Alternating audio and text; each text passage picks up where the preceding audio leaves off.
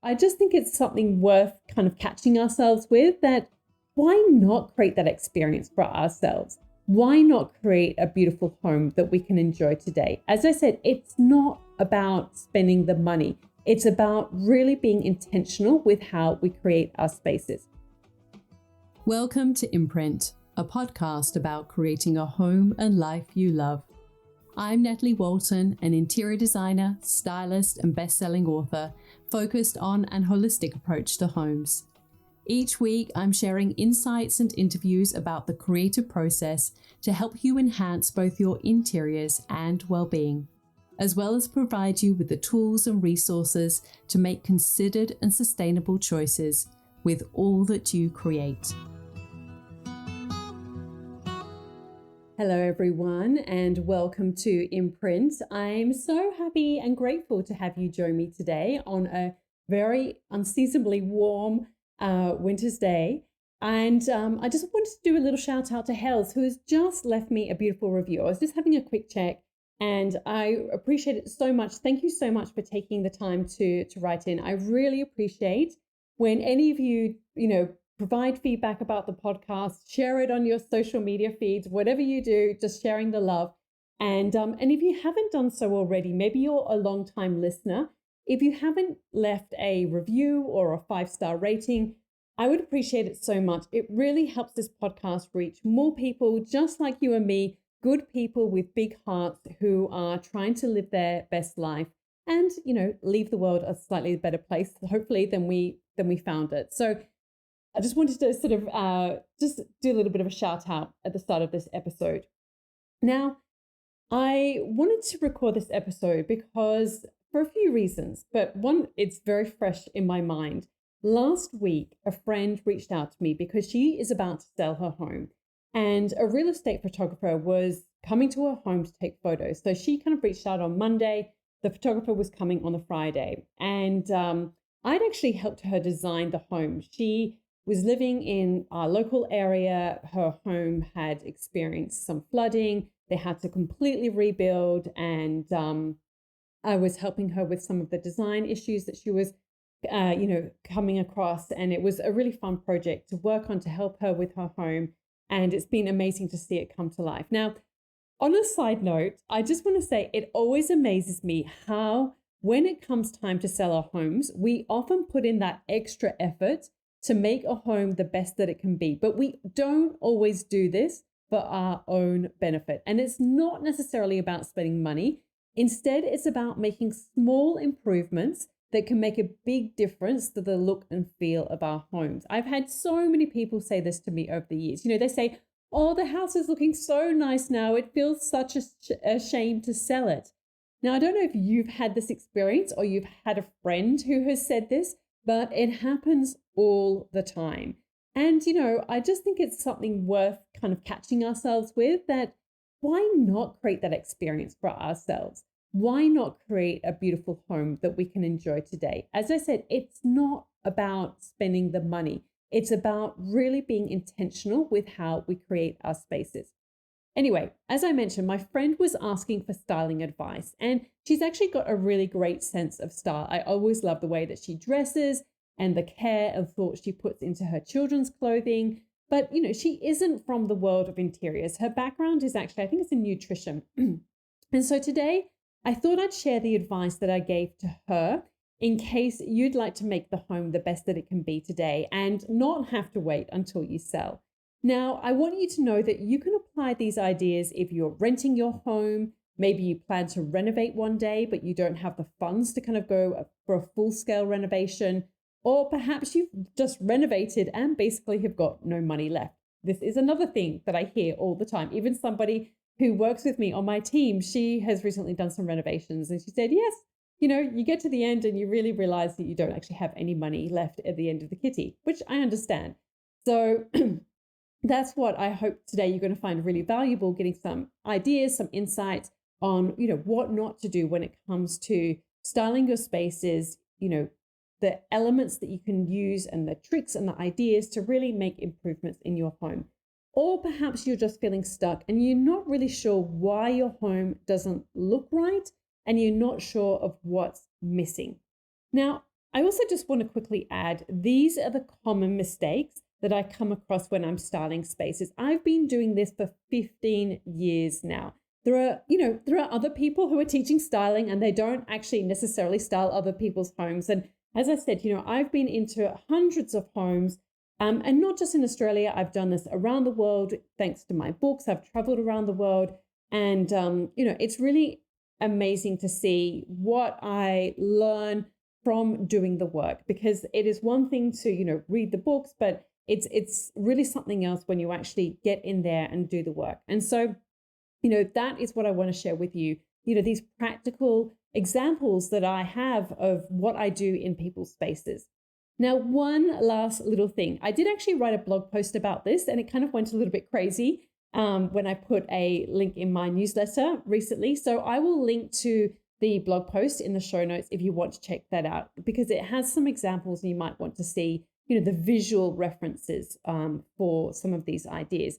And I'm going to touch on some of those ideas, but I'm going to add some new ones, because after that newsletter went out, my friend and I were still messaging each other back and forth. And we both kind of had this big aha moment in relation to one of the points that I'm going to talk to you about, which I'll mention in a moment. And the transformation really was amazing. Now, I'll also be going deeper on these ideas in a free class next week. So if you would like to join me, you can register now at nataliewalton.com/confident.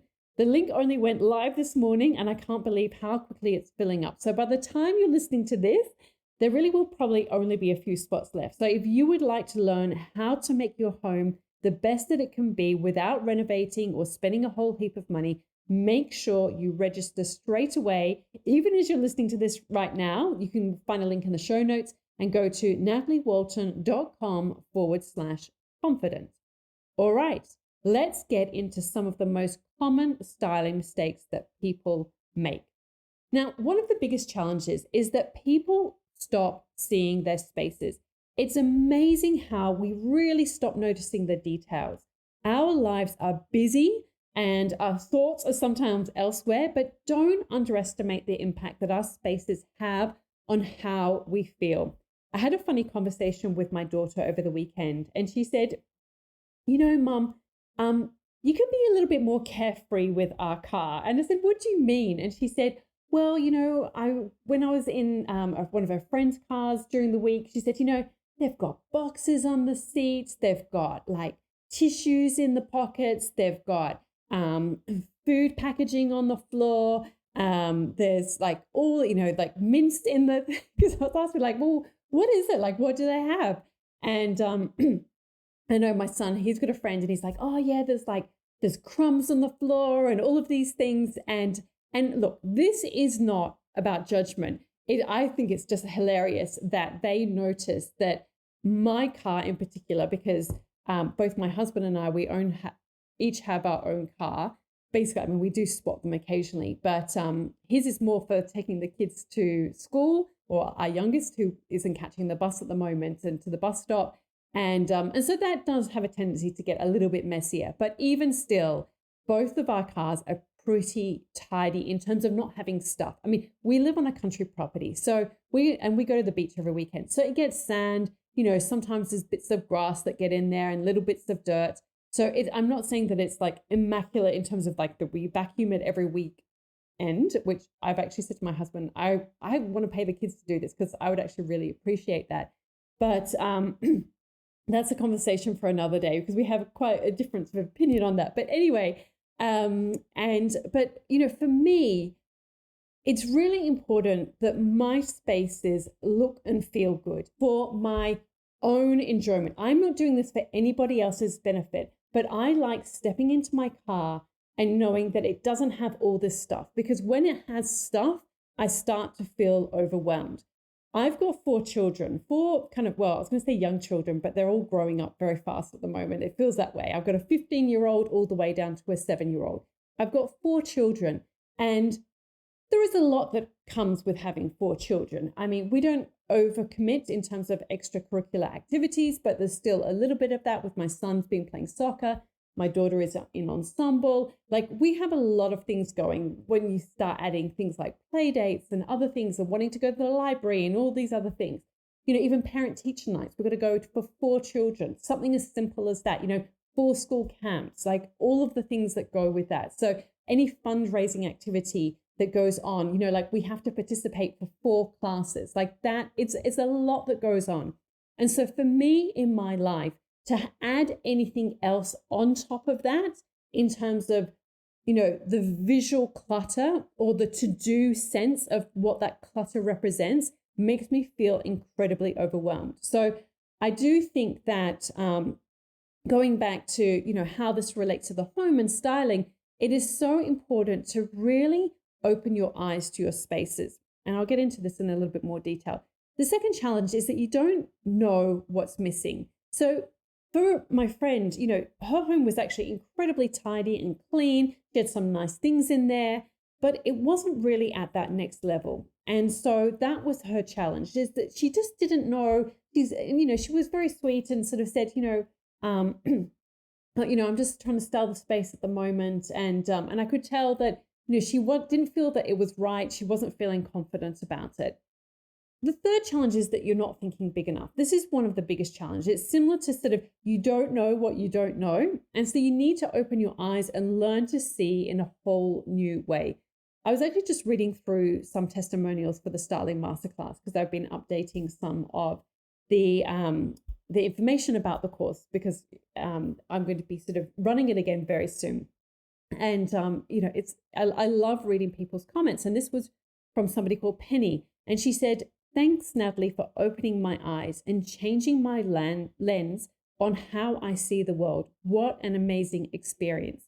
And I get students say this all the time, that they learn to see with new eyes. They learn to see in a new way and see the possibilities for their spaces. So, this is what happens when you can start to, really open your eyes to what's around you, because it's so, amazing. We can just live by default so easily. And it's a very, very easy trap to fall into.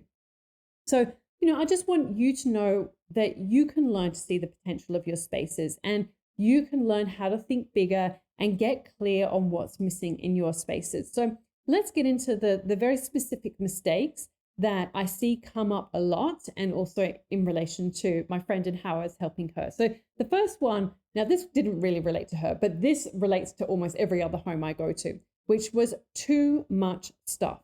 One of the biggest mistakes I see people make in their homes is that they just simply have too much stuff. They can't even see the pieces that they really love because their kitchen counter is covered in paperwork or phone chargers and cords and cups and plates. Maybe you've bought like a beautiful vase on holiday to Italy, and maybe you carefully wrapped it in clothing, put it safe in your suitcase, and you carried that piece from one country to another, and you placed it in your home as a beautiful memory and a memento of that holiday and that time, and that beautiful vacation that you took. And now you don't even notice it because you have all this stuff around it that is kind of meaningless. It's not actually important to you. And what happens is that your brain just starts to switch off. It doesn't like what it sees, and so it just stops noticing. But what's sad about this is that it actually stops noticing the good stuff too. It's kind of like the idea of keeping a gratitude journal. If you don't take the time at the end of the day to clear out your mental clutter, you don't have the opportunity to focus on the good moments. And so if you don't take the time to clear away the clutter from your spaces, you don't have the visual breathing room to notice the beautiful objects in your space. My friend, as I said, she didn't really have this problem, but so many people do. And I just want to flag that there are so many people, it doesn't actually have to be this way. It's a pattern of behavior in terms of how you're living, potentially, if this resonates with you. And, awareness is often the first and most important step. And I often encourage people, just try and walk through your front door, literally with fresh eyes, and try and notice everything because, and I actually do this exercise all the time because, it is easy to stop noticing the things and the sort of little bits and pieces that just accumulate. And then you sort of think, oh, actually, it's just slowly builds. And then you sort of stop noticing, wow, that's actually a lot of stuff on that shelf. I don't actually need all that stuff there. Now, The second mistake that I see a lot, and this is having too many small objects. So this was one of the first things that I pointed out to my friend. She'd styled some shelves in her living room and her kitchen, and in both cases, but especially in the kitchen, she had too many small pieces. When everything is the same size, particularly if it's small, it all starts to look the same. There's no visual variety. And that's why you need to know and understand how to use scale and proportion in your spaces. And this is nothing, again, it's nothing to do with spending money. Instead, it's knowing how to arrange the objects that you already have in your space so that each one is going to have maximum impact. The third mistake that I see a lot, and it was another tip that I gave to my friend. I actually had this really huge week, and so I asked her to take photos on her phone. And while we were in the school car park, I was giving her this advice and sort of stepping her through what she needed to do. So the next day she said, as soon as you pointed it out, I could see that you were right on what was missing, but she couldn't see it on her own. So this, as I said, this relates to rhythm. So what do I mean by rhythm? I often think that and I like to use this analogy with my students, when you're creating a space, you want to create it like you were creating a piece of music. So rhythm is like the repetition of colors or objects or textures or, different elements, forms. When you have that repetition, it creates a feeling of familiarity that makes it feel like it's been there intentionally. But you also then need to have pauses as well. Like you don't want to have that same rhythm throughout. Like when you have the slower parts or then you quickly speed it up, like that's what you want to have in your spaces. You want to have some areas where there's visual breathing space and then some areas where it's a little bit busier and there's more going on. So you need to have that kind of pace and that mix up of pace in your spaces. And so how this shows up and how it showed up for my friend was like really, I suggested break up the space between the objects because she had on one shelf in particular that I can recall, all of the objects were a very similar space distance between each other. So you need to mix it up. You need to have some a little bit closer, some further apart so that there's that visual variety. That is what pleases our eyes. And that is what makes us feel good in our spaces. Again, it has nothing to do with spending money. It is to do with the art of arranging the objects that you already have. The fourth mistake is lacking layers. Sometimes people add too many layers, and that kind of goes back to mistake one, which is when there's just too much of everything. And you need to either declutter or edit your spaces when that is your situation. But for most people, and this was the case with my friend, you need to add some layers. Now, there's a lot of fear when it comes to layers. And my friend, she likes her home to be quite simple and not over the top. And I completely understand. But if you don't have enough layers, an interior can veer towards being bland or boring. And often this is where that, when you have that, like something just feels like it's missing. It's often because you don't have enough layers. And so if you have that feeling that something's not quite right with your home, really take a look at the layers that you've added or you haven't added to your space. So what I wanted to share with you, which was the follow-up to my blog post, was after that, as I mentioned, we were kind of still going backwards and forwards with some images. And she showed me a photo of this entranceway that I'd helped design for her. And this is where the difference between designing and styling kind of comes into play. So I had recommended that she had a cupboard. I recommended she pull that out, put a bench seat, put a peg rail, some lights to kind of make it feel warm and inviting. And because the cupboards were like, it was not something very visually pleasing to look at because you saw this as soon as you walked in. And it just makes it feel more boxed in. So, I said you could put some pretty baskets underneath. And so she had like some nice baskets hanging on the peg rail. She had another one to the left, but that was kind of it. And it definitely lacked something. And so I suggested, because I was kind of going through my mind, and this is what I do when I'm styling spaces. I think like, what would I do if this was my space? And so I said, look, why don't you try adding some cushions? because I feel like it needs to have some more textures. Like everything was looking very, very similar. And so she added some cushions and it started to look better. I said, yeah, that's definitely an improvement. And I was looking again. I thought, no, what is it? Like there's something that's not right here. And as soon as I realized, I thought, I can't believe I didn't think of this like straight away. And so again, it's amazing, and it's no judgment when I say like we stop seeing our spaces, because when we look at what's right in front of us, sometimes it's hard to imagine what's possible beyond that. And then I said, I really think it needs a rug, because I always add a rug to my hallways and as many spaces. Like that's always one of the key areas that I have. And so because the light shades were very similar in terms of the materiality in relation to the baskets, there wasn't enough variety with the layers and with the textures and even the tactility of things. Baskets are sort of quite hard, whereas I really felt that it needed softening. And so that was what I recommended to her. And I actually just loaned her, because I've got so many rugs. I loaned her, and also one from Imprint House, a seagrass rug. And actually that was the one that she said, yes, like this is the one that looks the best. And she showed me a photo, and it really did transform that space. Just something as simple as putting a rug in there. You need to add layers and textures, even if you're working within a neutral palette, especially when you're working with a neutral palette. That is what's going to take your interiors to that next level, to really have that visual appeal, making them enticing, elevating them, and just kind of really enhancing the look and feel of them.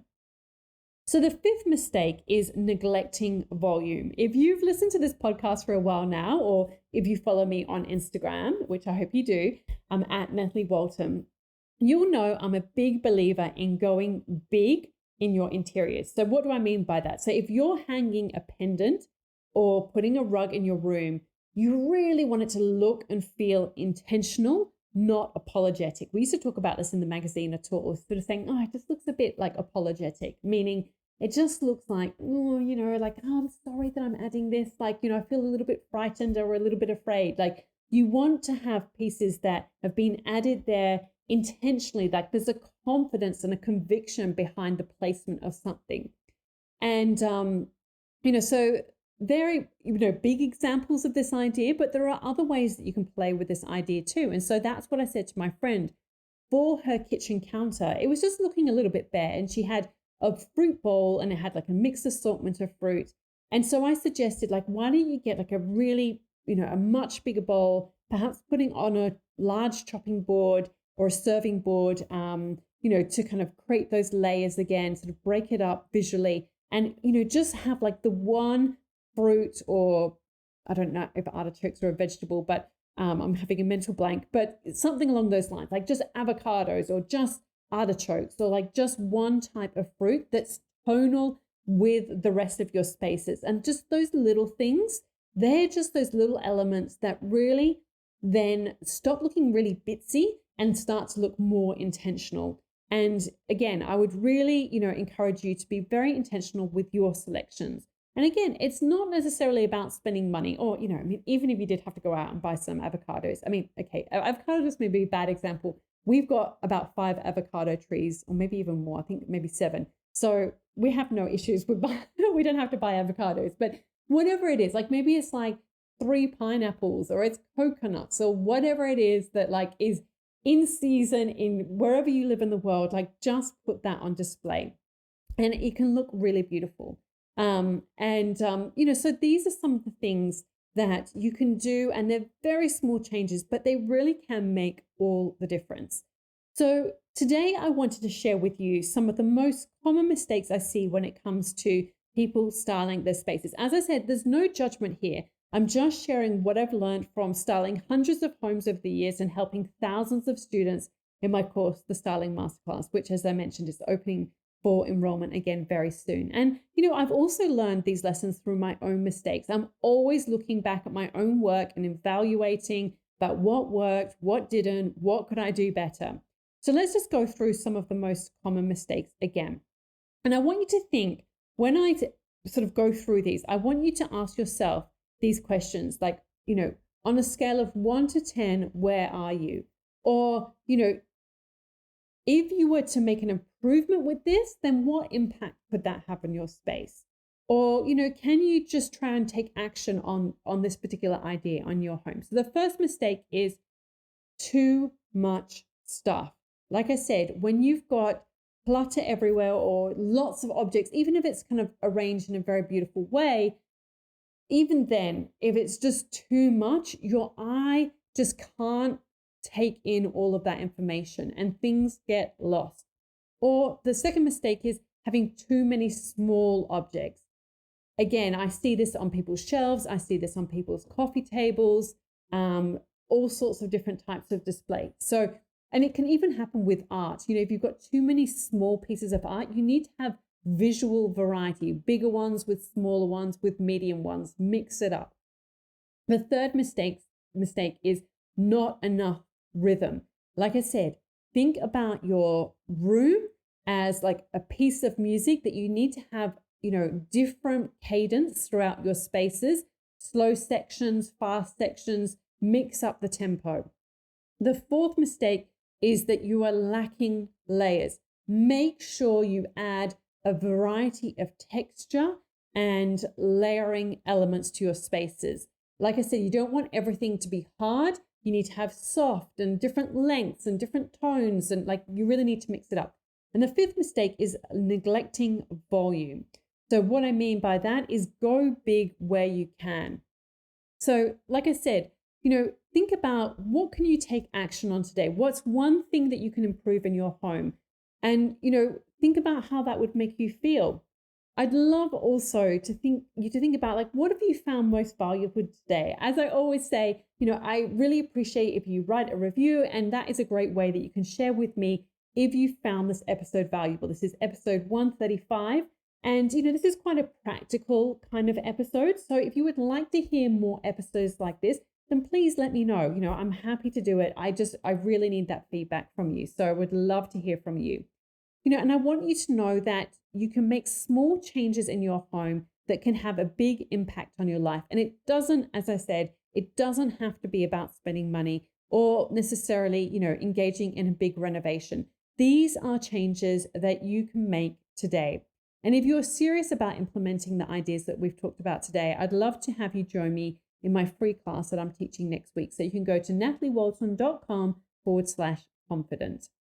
Thank you so much for joining me today. I hope that you have found this valuable. I hope you've got something that you can think, I'm going to try and see playing with this area of my home and mixing it up and, and really notice the changes that those tweaks can make and how the impact it can have on your spaces and how that makes you feel in your spaces too. I really appreciate you joining me today, and I look forward to connecting again with you very soon. Have a great week, everyone. All of the links and info for this episode are at nataliewalton.com/podcast. Don't forget to subscribe so that you can get a direct download of the latest episode. And I really appreciate when you take a minute to rate and review, as well as share the love with someone you know who might benefit from this episode, or on social media. If you'd like to access a range of free resources, come visit my website, nataliewalton.com. Thank you to Jaeger Media for producing this podcast. And I would also like to acknowledge the people of the Bundjalung Nation where it was recorded, and pay my respects to elders past, present, and emerging. I look forward to connecting again soon. I'm Natalie Walton, and you've been listening to Imprint.